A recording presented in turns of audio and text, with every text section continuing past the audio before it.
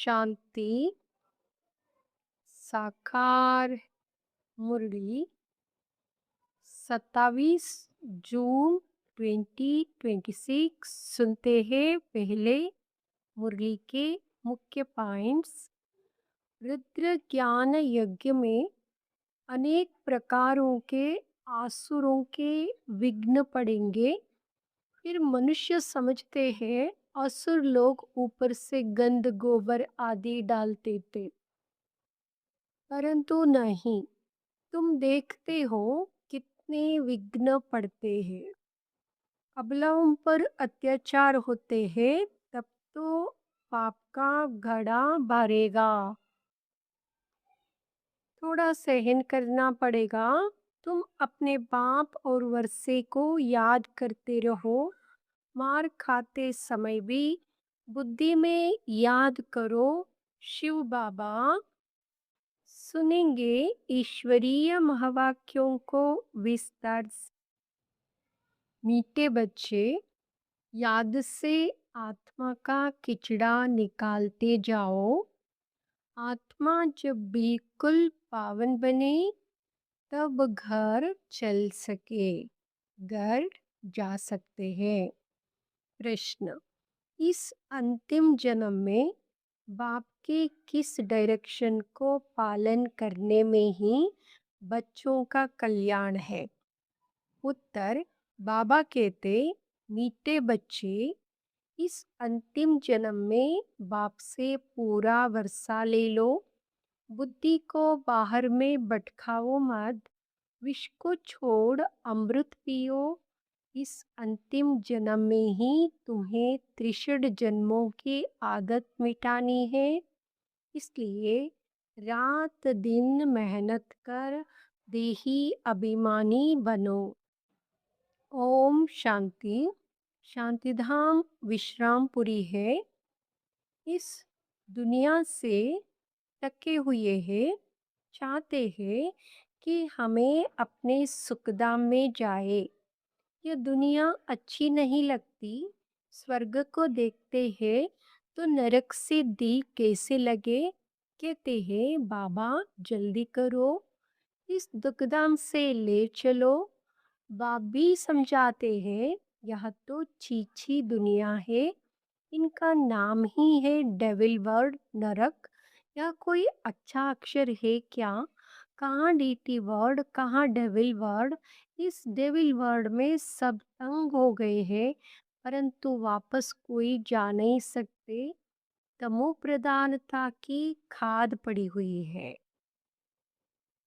वह खाद आत्मा से निकले, उसके लिए पुरुषार्थ कर रहे हैं। जो अच्छे पुरुषार्थी हैं, उनकी अवस्था पिछाड़ी में अच्छी हो जाएगी। यह पुरानी दुनिया खलास हो जाएगी। अब तो बाकी थोड़े रोज है। जब तक बाप आकर वापिस ना ले जाए, तब तक कोई वापस जा नहीं सकते। दुनिया में दुख है ना, घर में भी कोई ना कोई दुख रहता है। तुम बच्चों के दिल में है बाबा अब हमें दुखों से छुड़ाने आए हैं। जो अच्छे निश्चय बुद्धि है, वह बाप की याद को कभी नहीं भूलेंगे। उनको कहाँ ही जाता है सर्व का दुख हरता। बच्चे ही पहचानते हैं। अगर सब पहचान ले तो फिर इतने सब मनुष्य कहाँ आकर बैठे, यहाँ हो ना सके। इसलिए ड्रामा में युक्ति भी ऐसी रची हुई है।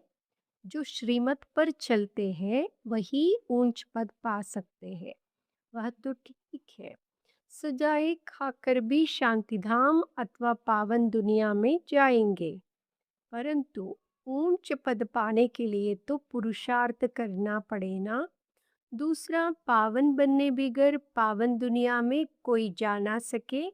यह जो कहते हैं कि फलाना ज्योति ज्योत समाया वापिस गया, यहाँ हो नहीं सकता।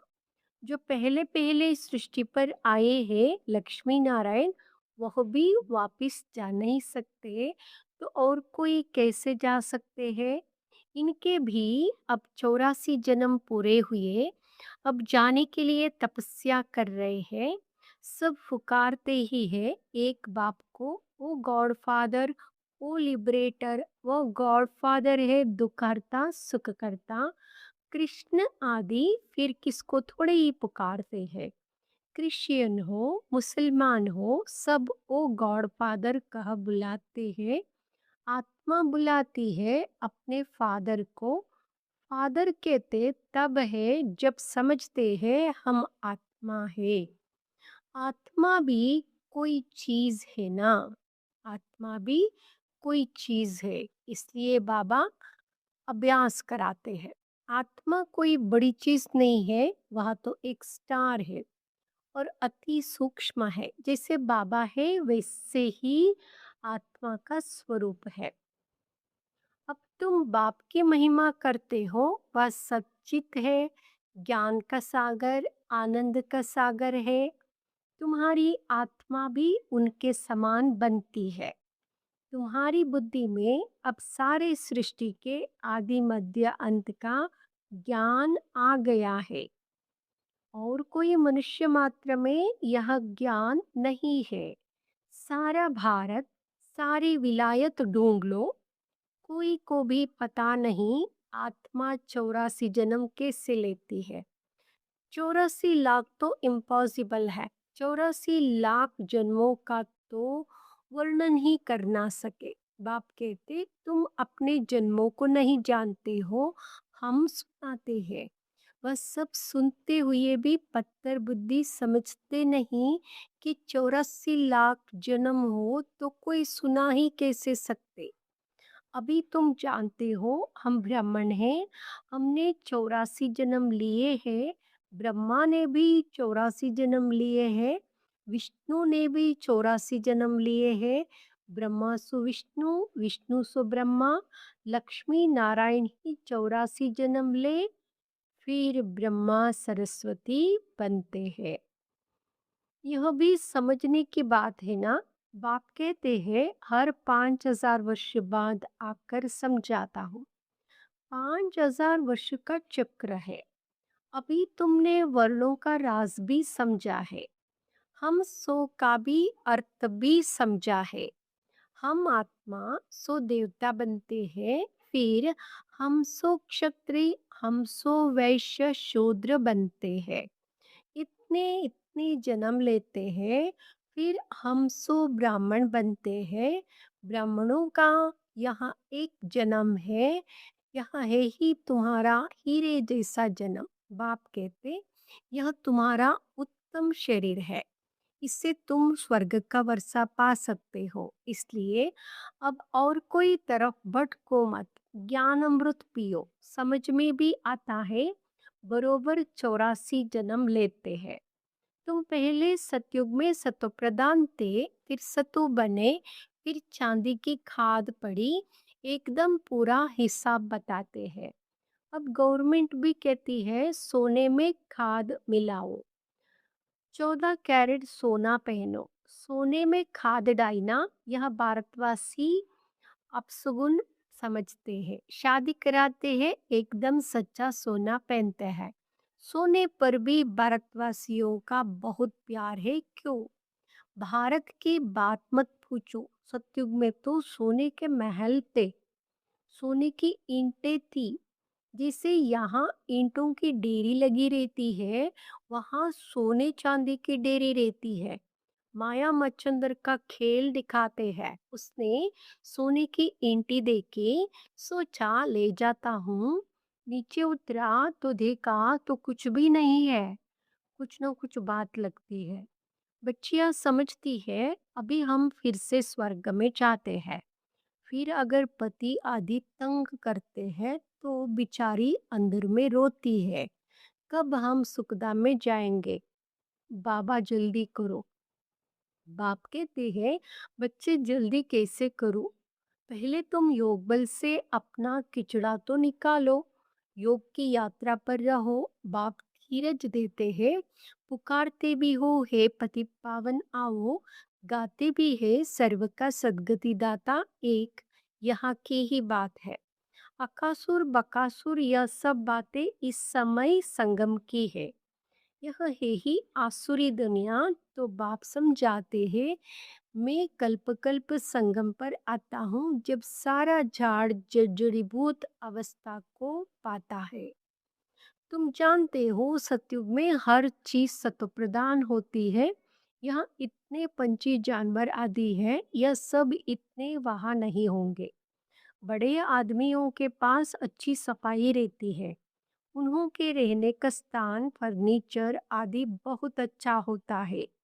तुम भी इतने ऊंच देवताएं बनते हो, वहां ऐसी कोई चीची चीज रह ना सके। यहाँ तो मच्छर आदि अनेक प्रकार की बीमारियां, कितनी गंदगी रहती है। गाँवों में इतना गंद नहीं रहता, बड़े बड़े शहरों में बहुत गंदगी रहती है, क्योंकि मनुष्य बहुत हो गए हैं, रहने की जगह नहीं है। तुम सारे विश्व के मालिक बनते हो। मनुष्य गाते हैं, मनुष्य गाते हैं, घट ही में ब्रह्मा, घट ही में विष्णु, घट ही में नौलख तारे। ब्रह्मा सो विष्णु बन जाते हैं, विष्णु के साथ सितारे भी है। सतयुग में यहाँ देवता बनते हैं तो इतने तोड़े ही होते हैं। झाड़ पहले छोटा होता है, फिर वृद्धि को पाता है। सतयुग में तो बहुत थोड़े होंगे। मीठी नदियों के ऊपर रहते होंगे। यह नदियों से बहुत कैनल्स निकालते हैं। वहाँ कैनल्स आदि थोड़े ही होते हैं। मुट्ठी जितने तो मनुष्य होते हैं। इतनों के लिए गंगा जमुना तो है ही, उन नदियों के ही आसपास रहते हैं। पांच तत्व भी देवताओं के गुलाम बन जाते हैं। कभी भी बेकायदे बरसात नहीं पड़ती, कभी नदी उछल नहीं खाती। नाम ही है स्वर्ग, तो फिर क्या। अब कहते हैं स्वर्ग की आयु इतने लाख वर्ष है। अच्छा भला वह कौन राज्य करते थे, यह तो बताओ। कितने कपड़े लगाते रहते हैं। तुम जानते हो हम कल्प पहले मुआफिक ये पाठ बजा रहे हैं। रुद्र ज्ञान यज्ञ में अनेक प्रकारों के असुरों के विघ्न पड़ेंगे। फिर मनुष्य समझते हैं असुर लोग ऊपर से गंध गोबर आदि डालते थे, परंतु नहीं। तुम देखते हो कितने विघ्न पड़ते हैं। अबलाओं पर अत्याचार होते हैं, तब तो पाप का घड़ा भरेगा। बाप कहते हैं थोड़ा सहन करना पड़ेगा। तुम अपने बाप और वर्षे को याद करते रहो। मार खाने समय भी बुद्धि में याद करो शिव बाबा। तुमको तो बुद्धि में ज्ञान है। किसको फांसी पर चढ़ाते हैं तो पादरी लोग कहते गॉडफादर को याद करो। ऐसे नहीं कहेंगे क्राइस्ट को याद करो। इशारा गॉड के लिए करते हैं।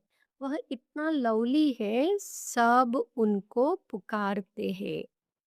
सब उनको ही पुकारते हैं, आत्मा ही पुकारती है। अब देही अभिमानी बनने में ही मेहनत है। त्रिशिण जन्म तुम देहाभिमान में रहे हो। अभी इस एक जन्म में वह आधा कल्प की आदत मिटानी है। तुम जानते हो देही अभिमानी बनने से हम स्वर्ग के मालिक बन जाएंगे। कितनी ऊंच प्राप्ति है। तो रात दिन इसी कोशिश में रहना पड़े। मनुष्य धंधे आदि के लिए भी मेहनत करते हैं। आमदनी में मनुष्य को कभी जुटका या उबासी नहीं आएगी, क्योंकि आमदनी है, पैसे की खुशी रहती है। थकने की तो बात ही नहीं रहती, क्योंकि पैसे की खुशी है ना।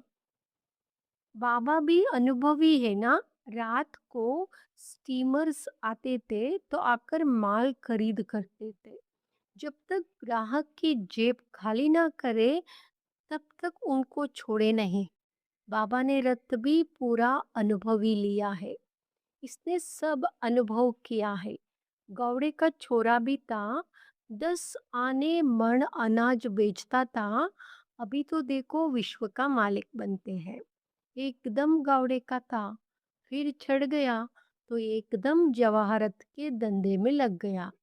बस जवाहरत की बात, यह फिर सच्ची जवाहरत। यहाँ होता है रॉयल व्यापार। यहाँ होता है रॉयल व्यापार। बाबा बहुत अनुभवी है। बाबा वाइसराय आदि के घर में ऐसे जाते थे जिससे अपना घर। इनको फिर कहा जाता है अविनाशी ज्ञान रतन। जितना यह बुद्धि में धारण करेंगे, इससे तुम पदमपति बनेंगे। शिव बाबा को कहा जाता है सौदागर, रत्नागर। उनकी महिमा भी गाते हैं, फिर के देते सर्वव्यापी। महिमा के साथ फिर इतनी ग्लानि, कैसी हालत हो गई है भक्ति मार्ग की। बाप कहते जब भक्ति पूरी होती है, तब भक्तों का रक्षक बाप आते हैं। बहुत भक्ति कौन करते हैं यह भी सिद्ध हो जाता है। सबसे जास्ती भक्ति तुम करते हो, बाबा कहते हैं। वही यहाँ आकर पहले पहले ब्राह्मण बनते हैं और बाप से वर्षा लेते हैं फिर से पूज्य बनने का। रावण ने पुजारी बनाया है, बाप पूज्य बनाते हैं। यहाँ है भगवान वाच, भगवान एक है, दो तीन भगवान होते नहीं। गीता भगवान की गाई हुई है। शिव भगवान वाच के बदले श्री कृष्ण का नाम डाल दिया है, तो कितना फर्क हो गया है। रामानुसार फिर भी गीता का नाम ऐसे बदलना ही है। फिर बुलाते हैं हे पतित पावन आओ। बाप पावन बनाते हैं और रावण पतित बनाते हैं। तो समझने की कितनी बुद्धि चाहिए। श्रीमत श्रेष्ठ ते श्रेष्ठ मत है ही एक बाप की। यह लक्ष्मी नारायण स्वर्ग के मालिक बाप की मत से ही बने हैं। अच्छा, मीठे मीठे सिकिलदे बच्चों प्रति माता पिता बाप दादा का याद प्यार और गुड मॉर्निंग। रूहानी बाप की रूहानी बच्चों को नमस्ते। हम रूहानी बच्चों के रूहानी माता पिता बाप दादा को नमस्ते। धारणा के लिए मुख्य सार। फर्स्ट, इस एक जन्म में त्रिशर जन्मों के पुराने देहाभिमान की आदत मिटाने की मेहनत करनी है। देही अभिमानी बन स्वर्ग का मालिक बनना है। दूसरा, इस हीरे तुल्य उत्तम जन्म में इस बुद्धि को भटकाना नहीं है, सतो प्रदान बनना है। अत्याचारों को सहन कर बाप से पूरा वर्षा लेना है। बाबा से पूरा वर्षा लेना है। वरदान, साकार बाप समान अपने हर कर्म को यादगार बनाने वाले आधार मूर्त और उदार मूर्त भाव। जिसे साकार बाप ने अपना हर कर्म यादगार बनाया, इससे आप सभी का हर कर्म यादगार तब बनेगा जब स्वयं को आधार मूर्त और उदार मूर्त समझकर चलेंगे। जो अपने को विश्व परिवर्तन के आधार मूर्त समझते हैं, उनका हर कर्म ऊंचा होता है। और वृत्ति दृष्टि से जब सर्व के कल्याण की भावना रहती है, तो हर कर्म श्रेष्ठ हो जाता है। ऐसे श्रेष्ठ कर्म ही यादगार बनते हैं। श्रेष्ठ कर्म ही यादगार बनते हैं। स्लोगन, सत्यता की शक्ति को धारण करने के लिए सहनशील बनो। सत्यता की शक्ति को धारण करने के लिए सहनशील बनो। अव्यक्त इशारे, सदा हर्षित रहने के लिए अपने नेचर को सरल बनाओ, सहनशील बनो। इस सहजयोगी जीवन में अगर मुश्किलातों का अनुभव होता है, तो सहज राज्य कैसे करेंगे। यहाँ के संस्कार ही वहाँ ले जाएंगे। देखो, आपके यादगार जो देवताओं के चित्र बनाते हैं, उनकी सूरत में सरलता जरूर दिखाते हैं। तो जो जितना सहज पुरुषार्थी होगा, वह मनसा में भी सरल, वाचा में भी सरल, कर्म में सरल, उसको ही फरिश्ते कहते हैं। ओम शांति।